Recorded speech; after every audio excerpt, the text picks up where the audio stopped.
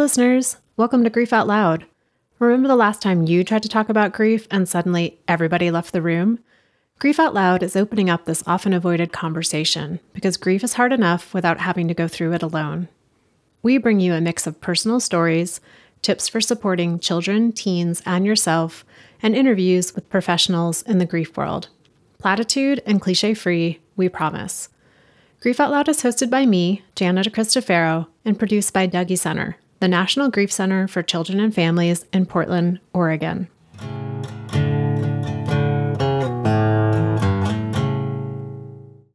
Anyone who's been listening to this show for a bit will know that our approach to grief doesn't involve stages or tasks or steps. We believe grief isn't linear and that it's different for everyone. And in that, there can be themes that, while not universal, are more common. When we talk about these themes, we offer them as a framework and not a formula for what grief should look and feel like for people. That's one of the reasons I was excited to have Claire Bidwell Smith back on the show to talk about her new book, Conscious Grieving, in which she outlines 4 orientations: entering, engaging, surrendering, and transforming, that serve as a framework for approaching grief. Claire is really well known in the grief world. She's a licensed therapist, international speaker, and the author of 5 books. Claire came to this work, as many people do, through her own experience with grief. When she was 14, both of her parents were diagnosed with cancer. Her mother died 4 years later, when Claire was 18, and 7 years after that, her father also died, when Claire was just 25.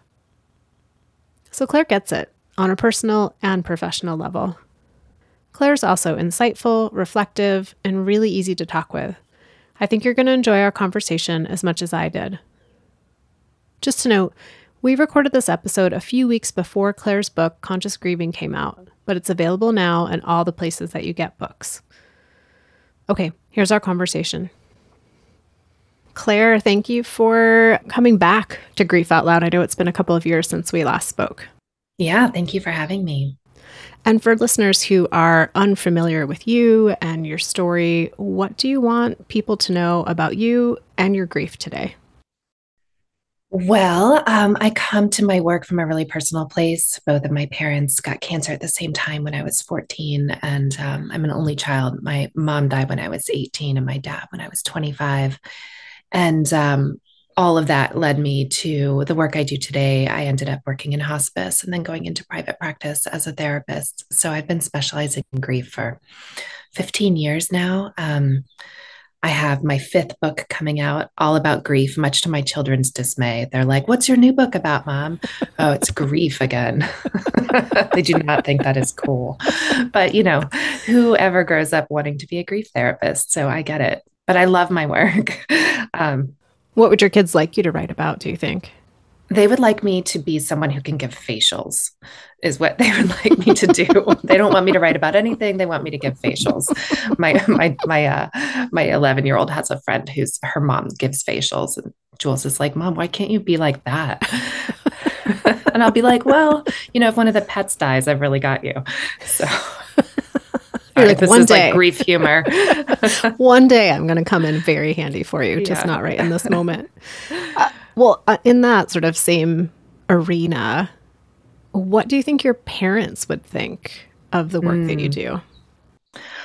I think they would not be surprised that I'm a writer. I have been writing since I was a little kid. I started writing as soon as I could, writing stories and poetry, and I was really intent on going in that direction.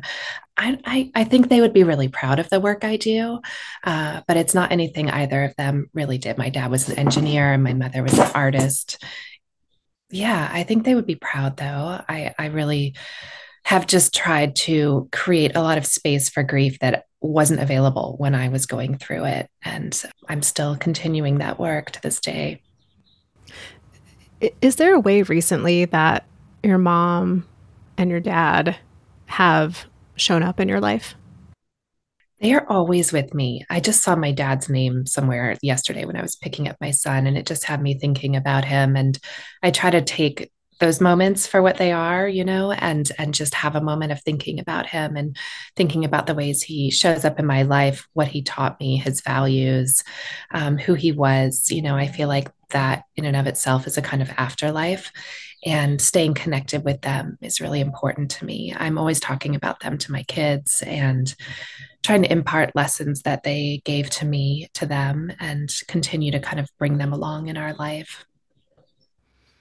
I was just thinking about how for some folks, maybe a little bit earlier on in their grief, seeing their person's name randomly somewhere or, seeing a flower that reminds them of somebody can be so like devastating in the moment. And that not for everybody, but for some folks over time, there's a shift in those reminders. And I don't know if you just happen to remember like about when that happened for you. It took a while, I really was in a lot of pain for a long time. My parents were both sick for a long time. My mother had really been my best friend. We were so close. And even though she had had cancer for, 4 or 5 years, her death still came as such a shock to me. I was so young and I just didn't know what it meant to lose someone or that you could actually lose someone as important as your mom. And at the time, it was 1997, and people around me just weren't that supportive of my grief process. They were like, "You're an adult now, just carry on. You had her for 18 years." And so I really tried to kind of stuff away my grief and pretend like I was okay because that's what people seem to expect. And so in those moments when things like that popped up, I saw her name or had a memory, it was painful because I didn't know how to hold space for it. It took me a long time. It took me well into my late 20s to really start to open up to this idea that I could have a connection with them that was beyond their physical presence and the experience I'd had with them when they were alive. Because that was painful too, almost. I didn't want this ethereal connection with them. I wanted them back. I wanted my mother to walk into the room and scoop me up. And, I wanted things to go back to normal. And so to even come around to opening up to the idea of a connection took time, which is understandable. Oh, it's really hitting me in this moment of you saying that, of how quick sometimes people can be like, well, they're always with you. They're always in your heart. And right at the beginning, like, that's not what I want. I want them back here physically with me. Yeah, absolutely. Those can be really hurtful things to hear in the moment because they're invalidating, right? It just kind of dismisses how much pain someone is in and how much they're yearning for their person to come back. And I think what would be helpful in those moments is to recognize that rather than trying to fix it or make it better. I know in this interview, we're going to talk quite a bit about your new book, Conscious Grieving.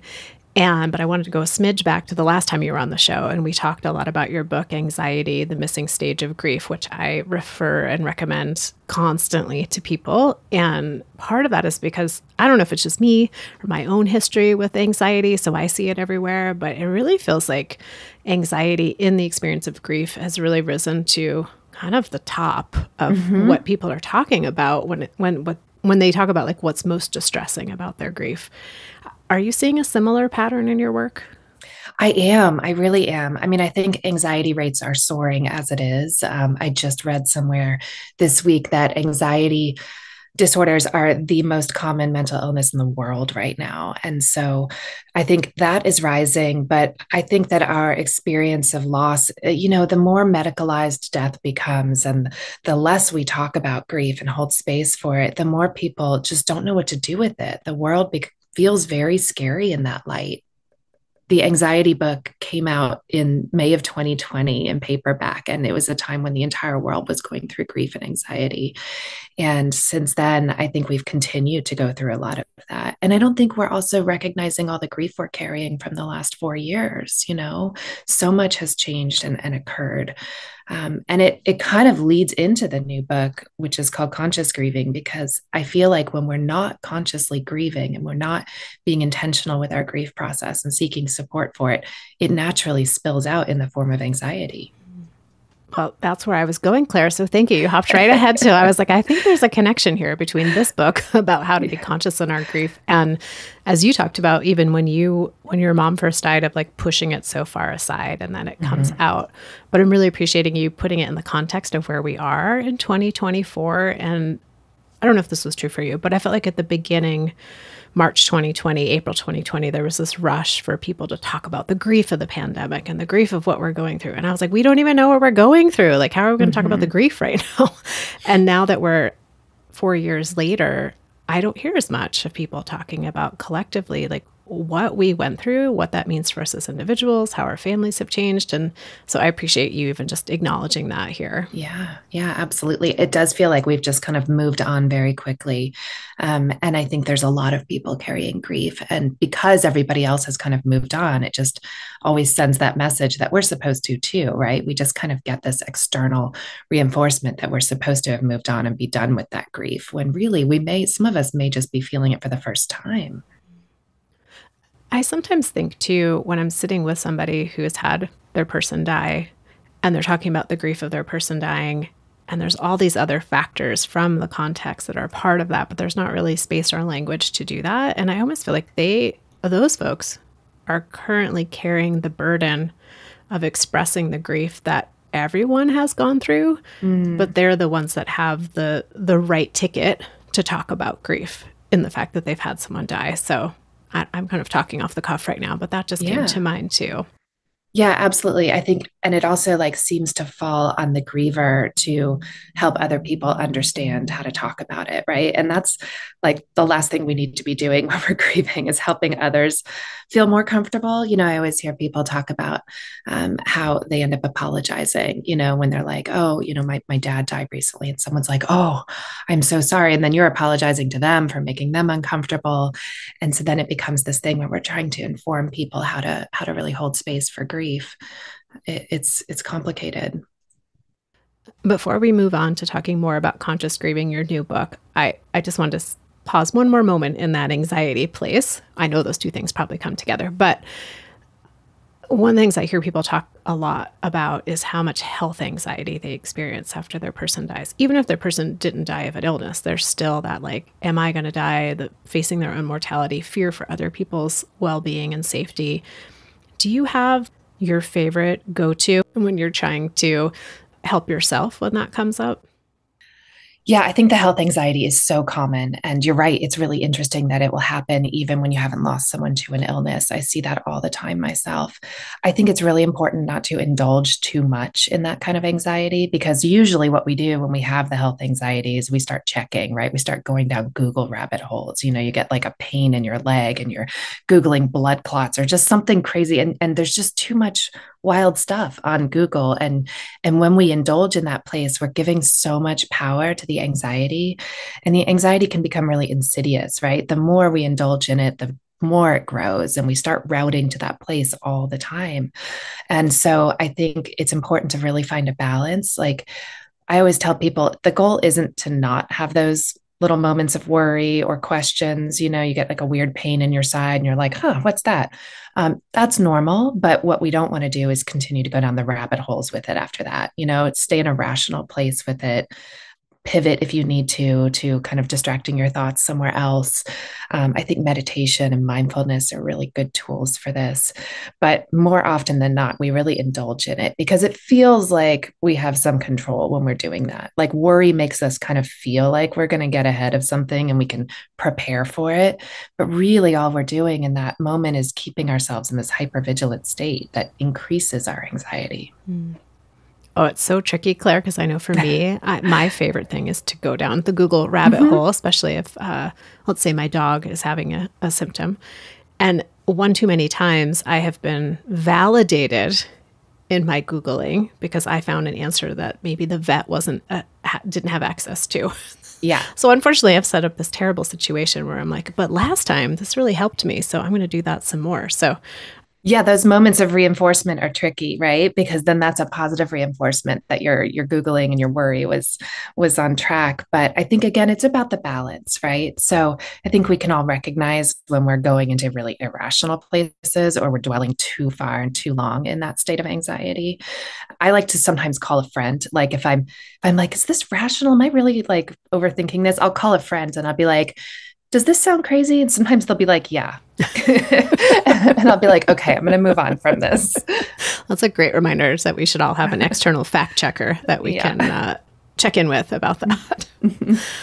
So you already kind of touched on this, that your new book, Conscious Grieving, is directly related to that idea that if we push our grief aside, or, whether we're doing it or the world is encouraging us to do it, that it can sometimes come out in ways that cause a lot of challenges for us. Yeah, tell us a little bit more about that idea behind the consciously grieving.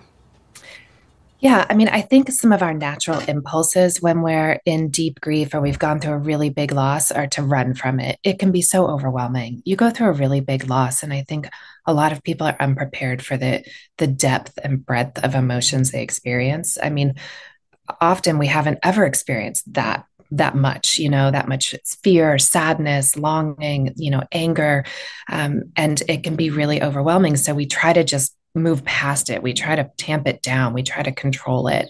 Really, I think the best thing we can do in grief is kind of lean into it, really get to know it, find support for it. It's not always something we can do on our own by any means, and we shouldn't. Get support in the form of books, podcasts, therapy, support groups, anything like that, where you can really find space to be in your grief and understand it a little more. And then again, there's this cultural reinforcement of moving on quickly. And that comes in so many different kinds of messages, in the ways that people stop showing up a few weeks or months after a loss, in the ways we don't have bereavement leave, in the ways that we just stop talking, other people stop talking about our person. When those things happen, it sends us this message that we should be moving on too, when really we might still be in deep throes of grief a year in, 6 months in, we're really still grappling with this loss. I think the impetus often becomes like, let's move through it, let's get past it, let's get over it. And really what we need to do is be in it. And that's the way kind of through it. Is there a story behind how this book came to you? This book is really kind of the synthesis of all the work I've been doing. I wrote it in the second person, so it's written directly to the reader. And I just wanted it to be something that was reassuring and calming, and something that people can kind of flip through at random or read straight through, and just have this place to kind of feel like their hand is being held while they're in this process of grief. What I always say about conscious grieving is that, the loss is something that happens to us. It's not something we chose. It's not something we sought. It's not something we invited in. It's something that happened to us. But how we grieve is up to us. And that's not something that I think feels obvious to us in the beginning, because we're kind of, this thing happened and we're kind of, flailing about trying to get our grounding in the aftermath. And so then it kind of feels like everything is happening to us. But in fact, I think we have more agency and the ability to engage with our grief in an intentional and conscious way. Yeah, it seems so important when it is something so huge and life-altering that has occurred to us that we didn't have any agency. Like, where can we find those small spaces of feeling like we have some choice, some control over what's happening? Yeah, absolutely. You write about the 4 orientations of conscious grieving, the entering, the engaging, the surrendering, and the transforming. And nice job. I cheated. I've got it up on my other screen, listeners. Could you share a little bit about each of those? Yeah. I don't think that grief is necessarily a linear process, nor is it formulaic. I know people get frustrated when they hear that grief is different for everyone, but it's true. There are a lot of variations. It depends on our relationship with the person we lost. It depends on how they died. It depends on our personality. It depends on our past experience or lack of experience with loss and grief, and our life circumstances at the time. So there is a lot that varies for people, but then there's also a lot of universality to grief. And when I decided to kind of break it down into those 4 orientations, I just thought about kind of the experience of so many of my clients, my own experience. And entering is the stage in which we're just kind of there. This loss has happened to us and we've entered into grief, whether we like it or not. And that whole orientation is really about kind of, finding your way within that in the beginning, just getting grounded, understanding how to take care of yourself in those early throes of grief, what to kind of expect, how to normalize some of the things that might be coming up or going on. And then engaging is more when we start to really start to work with the grief process and start to get to know it and start to make choices about how we want to grieve, what kind of support we need, how we want to handle questions about our grief or our loss, how we want to handle family dynamics that come up, in a big loss. That's a really tricky space for a lot of people, how we want to handle work, what tools are working for us. So that's the engaging process. And then the surrendering process, I think, is sometimes a surprising one for people, because I think what I see a lot is in the beginning of grief, people really want to get their hands around it, right? They're like, they read all the books right away. They start listening to all the podcasts literally in the first few weeks of a big loss. And they just want to like get on top of this thing. And after a while, you realize that there's a certain amount of it that you just need to surrender to, that you can only kind of control as much of it as you can. And then at some point you have to kind of surrender to the fact that this has happened, and that there's identity shifts coming, that there are changes within yourself occurring, that this is going to be a grief perhaps that you carry for the rest of your life. There's a surrendering to that I think needs to happen, but it's not something that comes right away. I think we kind of fight grief in the beginning a bit, and I think we try to again get our hands around it, and people want me to give them homework, and then after a while they realize that there's a surrendering piece here that happens. And I think there can be a relief in that too, a relief in just accepting and acknowledging that this has happened and that this is going to be something we carry. It doesn't mean you're okay with the person's death or that this happened at all. It'll never be okay in some cases that someone died, but it means that you're accepting that this is going to be something you live with. And then from there, the final piece is the transforming. And I think that is where it's a piece that definitely comes later for people. And it's about really kind of recognizing all the ways that grief and loss can teach us more about ourselves and about the world around us, all the ways in which it can help us create more meaningful experiences in our lives or take stock of what we have. That's not something anybody really wants to hear about in the beginning, and I get that. I didn't either.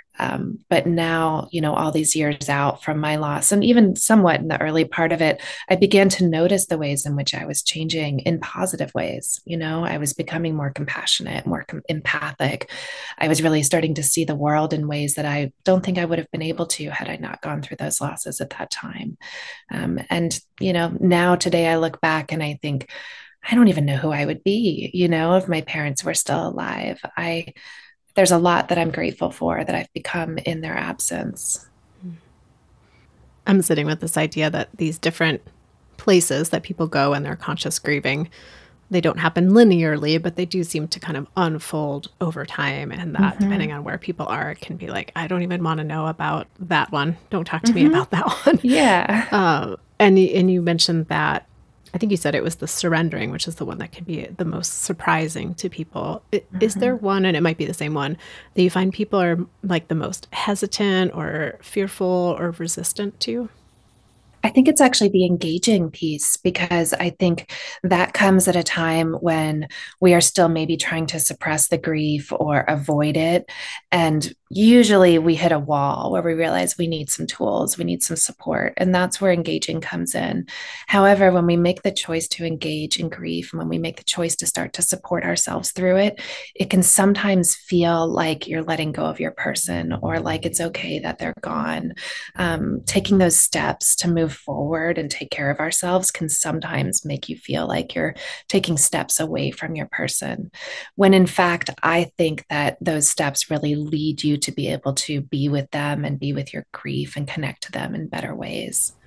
Does that make sense? That totally makes sense. And now it's got me thinking about, how does it look? And this, you might be a great example of this, well, first you have like your parents have died. And so over time, you have maybe unconsciously gone through some of these conscious grieving orientations.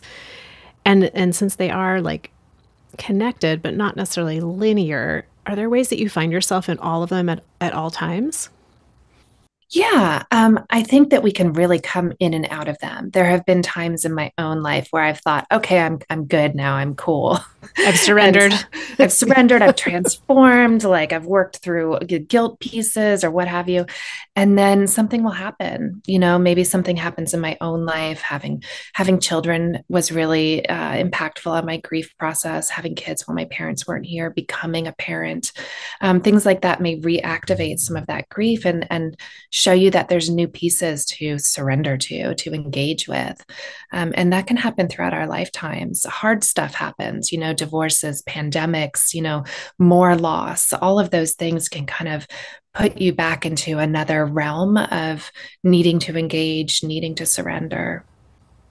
I'm also picturing, in my work in the peer grief support group land, they're open-ended groups. And so people are coming in at a variety of different places in their grief. It might have been 4 days since their person died. It might have been 4 years since their person died. And so to sit in a group and think about the tangle of where people are in these different places, it's really fascinating to see like who's learning from each other, who's resisting what somebody is saying, and all the different emotions that can come up with seeing that. Yeah, but that's such an important piece of this too, that community aspect. I think we really do heal and transform in our grief through community. And that's a piece that I think is growing more than ever these days. I'm really heartened to say I see more and more grief communities available and popping up in many different forms. I think to be with other people who really understand what you're experiencing, whether or not it's the same loss, but that they are too walking through their days carrying grief, can just be so healing and make you feel less alone. We all talk about and know how isolating and lonely grief can be. So to come together with other people, and then also even to see, for the person who's 4 years out, to see the person who's 4 days in and to see, oh gosh, I actually have come a long way, or for the person 4 days in to see the person 4 years out and think, oh, I've got a lot to come, and that might be scary. So maybe I need to support myself. Or there's also hope down the road. This is where that person is. Yeah, that's one that I think happens to people simultaneously. Like, oh, phew, I don't have to get over this in 4 years, but oh my gosh, what? I'm still going to be here in 4 years. So there's a lot that can happen at that beginning, that entering stage. Like you don't even know the landmarks of where you are yet. Yeah, it can definitely be really overwhelming. I'm curious, Claire, when you think about grief today for yourself, what does grief look and feel like for you in 2024? Grief to me is quiet these days. It's not something that I feel like is necessarily on the forefront. I feel a lot of kind of more of a collective grief for things that we're going through in the world and thinking about my kids' future, climate change, and like there's grief in that space for me more than there is grief around my personal losses. I walk with so many people who are grieving, and I carry bits and pieces of all of them with me. So there's kind of a more collective grief I carry. But I also, at this point in time in my life, at this moment, this day, I feel like I see more beauty in grief than ever before. It's always about relationships. It's always about love. It's about time together. It's about experiences and meaning and how beautiful that we have those things. And it seems that the more we have them and the deeper we have them, the more and deeper we grieve. Yet it's still a reflection of that time. The stories I hear about people's lives and relationships are so touching and give me hope for humanity, that we can love this big and this hard and engage with each other in these ways is really profound. Claire, you seem to be speaking fully from the transforming planet. So I appreciate that perspective. But I'm not naive enough to know, I could get knocked to my knees at any moment. I know that, by world events, by personal events. I know that it could be around the bend at any time. I lost a cat a few years ago and that knocked me to the ground, and I wasn't even expecting it. So I've started to really hold and recognize that we're vulnerable creatures, and I feel like I know what to do now when I am entering into grief, but so it's not that scary in that way, but I know it's around the corner at any moment too. Well, you speak to something so real and true there of like, I have a little bit of confidence in my ability to navigate this because I've done it before. I've gone from planet to planet. And I know what it was like to go from planet to planet. Yeah. And that sucks. And I don't want to do that again. And here I am having to do it again. And I know I can, and I really don't want to. Yeah. Yeah. I get anxiety sometimes about having to experience more loss because I know it so intimately, and it's so painful sometimes, so I have anxiety here and there about, when and if I will go through deep loss again. This is one more random thought that you just sparked for me. But when I think about the idea of compassion, and you mentioned like in your grief, you've found that you've been able to hold more compassion for what other people are going through. And that seems two sides of the same coin too, where I'll hear people say, when I read about a new loss in the news, or I hear about a friend of a friend whose person died, I feel so much compassion for them. And I feel that compassion with an edge because it brings me back to my own experience too. So there's like, sometimes it can be like, oh, now I'm a more compassionate person. It's like, and that comes with some weighty responsibility too. It does, because you can really imagine a lot of what they're feeling. You read a story in the news, and my kids are always yelling at me because I'm always crying, like commercials, movies, and I just feel so much. And I can imagine the experience of other people's feelings too, that I'm just constantly weeping. So they're like, Mom, stop writing books about grief and give us some facials and stop crying while you're giving the facials. Oh, gosh. Well, Claire, remind us again when your book, Conscious Grieving, is going to be available for people. It is out March 12th, which is in like 10 days. So, okay. And listeners, by the time you're hearing this, the book is out. So where shall people go to connect with you and the book? And yeah, the book is available anywhere books are sold, and they can go to my website, clairebidwellsmith.com, for more information. I host support groups. I do one-on-one work. I'm going on book tour, so I'll be in some major cities around the country this spring. And I also host grief trainings for professionals. So I train other professionals in grief. I've got a big one coming up in May in Los Angeles. Anyone who's interested in kind of learning more about grief to incorporate it into their work. It's going to be a really nice in-person training. I've got Colin Campbell joining me for it. Elisa Fornere is doing a really cool workshop on race, identity, and culture. And hospice nurse Julie is coming to talk about end of life too. So it's going to be really neat. Oh, that sounds so exciting. And Alicia and Colin are both previous Grief Out Loud guest listeners. I adore them. Go check them out as well. Well, Claire, I'm going to put all that in the show notes so people can find all of the books that you've written, including your original memoir, The Rules of Inheritance, which I read. Mm-hmm. I don't even know if I was working here yet at Dougy Center when I read that book. And I was like, one day I'm going to talk to this person. And here we are, having spoken twice. So I appreciate that. Thank you. So listeners, you can find all of Claire's amazing work in the show notes. And Claire, thank you for taking time to talk with me today, to share with our listeners about your new book. And I'm excited it's going to be out in the world. Thank you. Thank you for the beautiful work you do and holding space for these conversations. And listeners, I say it each and every single time, but thank you for being part of our community, for making the show mean what it does. You can reach me directly at griefoutloud@dougy.org. That's also our main website, where you will find all of our free downloadable resources, information about our local programming and trainings, and each and every episode of Grief Out Loud. Excited as always to share that our podcast is sponsored in part by the Chester Stephan Endowment Fund. Thanks again for listening. We hope you'll join us again next time.